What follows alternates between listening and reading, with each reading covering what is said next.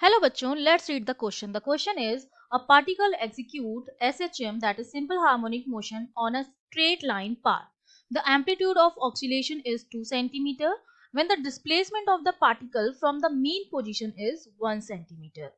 The numerical value of magnitude of acceleration is equal to the numerical value of magnitude of velocity. The frequency of SHM in second inverse is. ठीक है, तो इस question में हमें क्या क्या दे रखा है? इस क्वेश्चन में हमें दे रखा है, एक तो जो हमारा पार्टिकल है वो सिंपल हार्मोनिक मोशन कर रहा है, दूसरा उसका एम्पलीट्यूड दिया है, तीसरा उसका डिस्प्लेसमेंट दिया है, और फोर्थ चीज जो हमें दे रखी है कि जो एक्सीलरेशन है वो वेलोसिटी के बराबर है, जो मैग्नीट्यूड है एक्सीलरेशन का वो वेलोसिटी के मैग्नीट्यूड के बराबर है।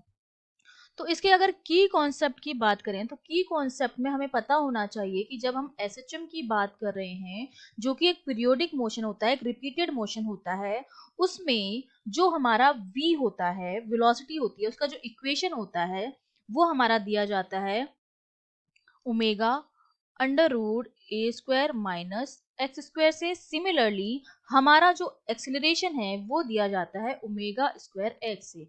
ये जो है स्टैंडर्ड इक्वेशन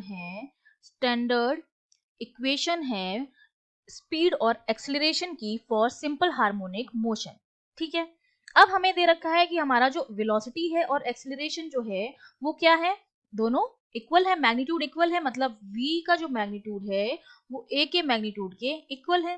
तो मैं यहाँ लिख सकती हूँ कि जो मेरा omega A square minus x square जो है वो ओमेगा स्क्वायर एक्स के बराबर है।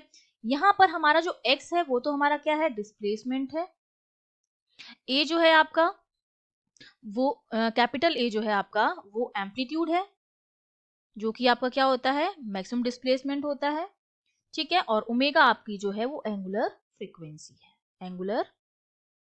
फ्रीक्वेंसी है आपकी। ठीक है, इसको मैंने इक्वल कर दिया, तो यहाँ से अगर मैं ओमेगा की वैल्यू निकालूं तो मेरे पास कितनी आएगी, ए स्क्वायर माइनस एक्स स्क्वायर का रूट अपॉन एक्स। अब ओमेगा की जगह हमें फ्रीक्वेंसी निकालनी है, तो ओमेगा की जगह हम लिख सकते हैं 2 पाई एफ। ओमेगा की जो वैल्यू होती है वो होती है 2 पाई एफ, जहां पर एफ हमारी क्या है, फ्रीक्वेंसी है। तो उसकी वैल्यू हमारे पास कितनी आ गई, under root a square minus x square upon x. ठीक है, तो यहाँ से हमें निकालना क्या है, f की वैल्यू निकालनी है। तो अगर मैं यहाँ से f कैलकुलेट करूँ तो मेरा f क्या आ जाएगा, 2 पाई उस तरफ चला जाएगा, तो f जो मेरा बचेगा वो आएगा f equals to 1 upon 2 pi, और ब्रैकेट में आ जाएगा हमारे पास under root a square minus x square upon x. अब हमें सबकी वैल्यू दे रखी है, हमारा जो एम्पलीट्यूड है वो दे रखा है 2 सेंटीमीटर, डिस्प्लेसमेंट जो है वो दे रखा है 1 सेंटीमीटर, ए की वैल्यू भी गिवन है, एक्स की वैल्यू भी गिवन है, तो हम यहाँ वैल्यू रख देंगे। एफ जो आ जाएगा 1 अपॉन 2 पाई, यहाँ पर अंडर रूट हो जाएगा 2 का स्क्वायर माइनस 1 का स्क्वायर अपॉन 1। सिंपली इसको सॉल्व करने पर ये हमारे पास वैल्यू आती है √3/2 पाई।